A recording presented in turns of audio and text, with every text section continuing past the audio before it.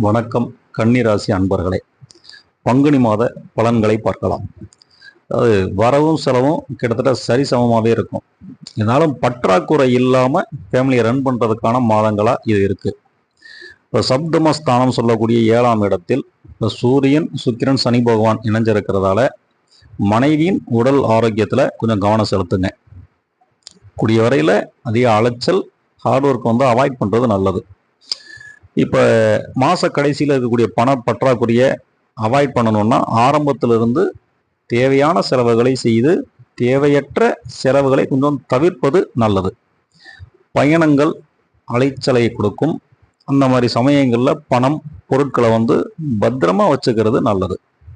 இப்போ உங்களுக்கோ உங்கள் பிள்ளைகளுக்கோ திருமண வரன் பார்த்துக்கிட்டு இருந்தீங்கன்னா அது கொஞ்சம் லேட்டாகி அதுக்கப்புறம் செட் ஆகிற மாதிரி இருக்கும். அதில் கொஞ்சம் அலைச்சல், அதனால் ஒரு சில மன சங்கடங்கள் வர்றதுன்னா அதுக்கேற்ற மாதிரி நீங்கள் பிளான் பண்ணிக்கிறது நல்லது. இப்போ கணவன் மனைவி இடையே ஒரு சில வாக்குவாதங்கள் ஏற்படுவதற்கான வாய்ப்புகளும் இருக்குது. சின்ன சின்ன ஹெல்த் இஷ்யூஸ் வரும்.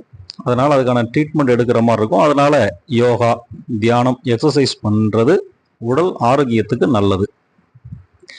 பணத்தை ரொம்ப சிக்கனமாக செலவு பண்ணுங்க. இல்லைன்னா அது நிறைய செலவுகளில் கொண்டு போய் விடுவதற்கான வாய்ப்புகள் இருக்கு.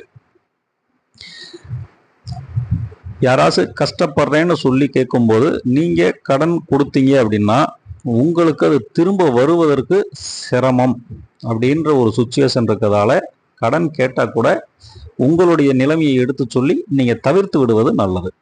அதுபோல வேலை செய்யும் இடத்துல இப்போ வக்கரகதியில் குரு பகவான் சஞ்சரிக்கிறாரு. மீன ராசியில் சூரியன், சுக்கிரன், சனி இணைஞ்சிருக்கிறது. உங்களுக்கு ஒர்க் லோடு, ப்ரெஷர் அதிகமாக இருக்கும்.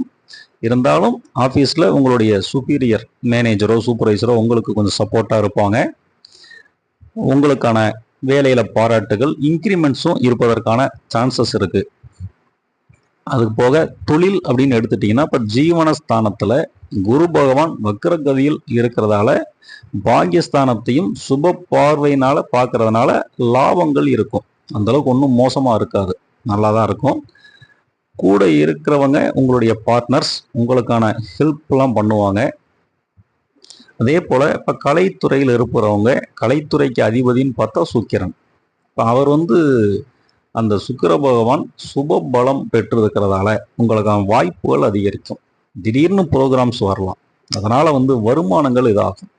வருமானம் வரும்போது அதையும் சேஃப்டி பண்ணிக்கிட்டீங்கன்னா உங்களுக்கான செலவையும் வரவையும் பேலன்ஸ் பண்ணிக்க முடியும்.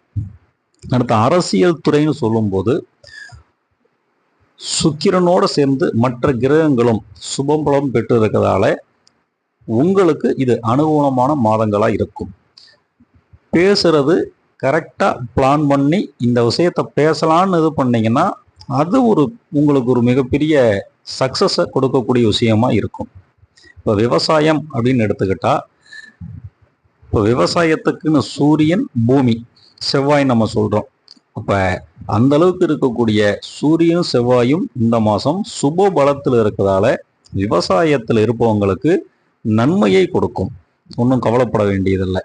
அதே போல் பெண்கள் என்ன பண்ணணும், சுக்கிரன், செவ்வாய், குரு இந்த மூணுமே சாதகமாக தான் இருக்கு. பல நல்ல பலன்களை தான் கொடுப்பாங்க. குடும்ப பொறுப்பை கவனிக்கக்கூடிய பெண்கள் கண்டிப்பாக என்ன வருமானம் இருக்கோ அதிலிருந்து சிக்கனம் பண்ணுறதுக்கான முயற்சிகளில் நீங்கள் ஈடுபடுவீங்க. தேவையற்ற அலைச்சல் இதை மட்டும் தவிர்த்துக்கிறது கொஞ்சம் நல்லது. இப்போ பரிகாரம்னு எடுத்துக்கிட்டிங்கன்னா இப்போ குரு பகவான், சனி பகவான் வியாழக்கிழமை மற்றும் சனிக்கிழமை, வியாழக்கிழமை குரு பகவானுக்கு ஒரு சுண்டல் மாலை, சனிக்கிழமை சனி பகவானுக்கும் ஆஞ்சநேயருக்கும் அந்த தீபம் போட்டு வந்துட்டால் உங்களுக்கு இந்த மாதம் மேலும் சிறப்பானதாக இருக்கும். நன்றி, வணக்கம்.